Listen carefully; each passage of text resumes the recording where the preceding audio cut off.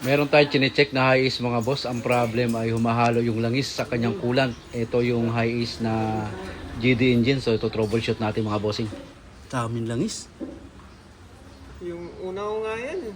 Talagang nangitim yan eh. Dito nga James, tingnan mo nga dyan. Kung walang ano yung takip sa kwan. Hindi naman nag-overheat to sir. Hindi oh. Wala naman sa makina, sa cup. Dito siya. Mahalo sa coolant. Yan, okay naman. Unang titingnan natin dito sir, yung kwan. Yung oil cooler. Engine oil cooler po ang ililik test natin dito. Sobrang punong-puno ng langis to. Oo. Oh. High Ace.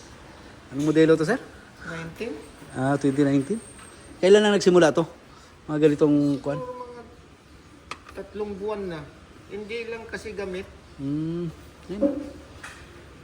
Lalo nung una. Talagang di ko makita ng pula na yan. Oo. Marami-raming flashing abutin nito. Tanggalin natin oil cooler nito, James. Titingnan natin dito sa kabila. Parang nasa ilalim yan boss. Oo. Silipin ko lang. At inumpisahan na nga natin kalasin yung engine oil cooler mga boss. Andito siya sa pinakailalim ng turbo nakalagay. Pull out natin yan. Pull out din to. Kasi itatapon yung mga langis niyan. Pa-flashing natin ng gusto to eh. So ayan, matinding flashing din ang isa pang gagawin nito pagka nakabitan natin ng panibagong oil cooler ito mga boss. Para malinis natin yung mga daanan ng tubig nitong ating high ace mga bossing. Isang katutak na. Ito yung oil cooler, no? Tingnan mo, may langis dito sa daanan ng tubig. Pero pwede pa nating ma-verify. Ayun, no? May halo na. Halo na. Dito kasi, sir, explain lang natin kay sir. Ito yung oil cooler. Dito, langis yung loob. Tapos yung dito, yung sa labas niyan, tubig. So, pag nabutas to, ito ang posibilidad na kaya nagkakaroon ng Tubig.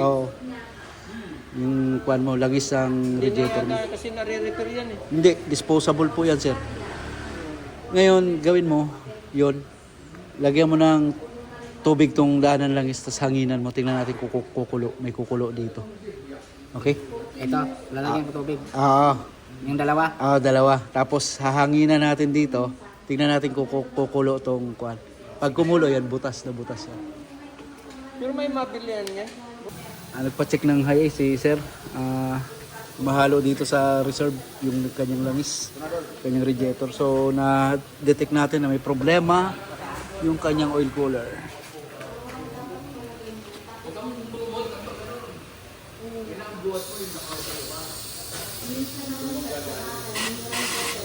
Okay. Takpan mo yun. Wala pa gano, no? Wala pa gano. Ayun, ayun. Ayun, yan.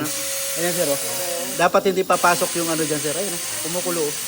Ayun, maliit na butas yan, sir. Kasi ito, langis na dumadaan dito sa ilalim na to. Yung kulang tubig sa labas lang. Ayan, tiyan mo. Oh, yun, confirm. Yun. Ayos yan. Yan ang sira talaga niya. Ngayon, ang pinakamabigat natin gagawin, mag-flush sa mga langis na naiwan dyan. Hindi 100% na talaga radiator, saan ba thermostat nito, Dol? Tatanggalin muna natin thermostat nito eh para ma-wash out yung kwan. Yan, tanggalin mo rin muna ito yun, bombahin mo. Lalakay ng planggana. Tapos habang naghahanap ako noon. Sabay ko na chenso yun. Sige sir. Kala wala akong gamit. Sige, meron naman ako. Bago. Yung luma.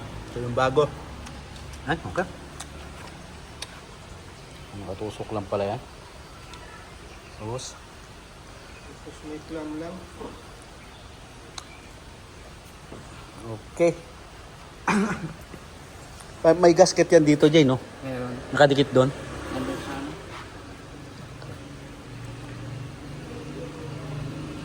At ayan na nga, nagpa-flashing na kami dito sa high ace, no?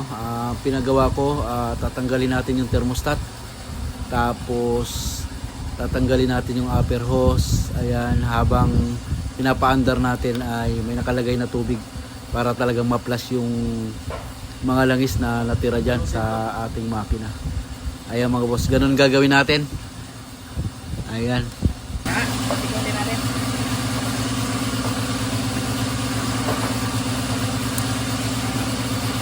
Dito magbubuhos ng kuhan. Direct. Oh. Nasa damog buhangin ya. Dito. O dito. Yan. Dapat nga ano papaanda rin, buhos ng buhos yan eh. Oh, yung hangin ano. Okay, papaanda rin lang, buhos ng buhos yan.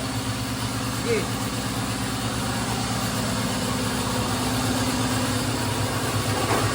Ayan o, mas makakuan. Mas malakas.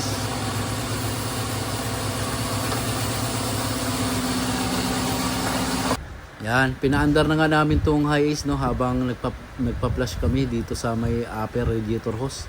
Tapos nakatanggal pala yung thermostat niyan para mas mabilis yung labas ng kanyang tubig na pinapa-flush namin.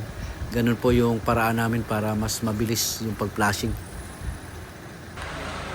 Yan, tapos na rin yung natin, oil cooler na may problema. So pinlashing natin ang pinlashing no hanggang sa mawala yung mga langis na humalo sa coolant mga boss.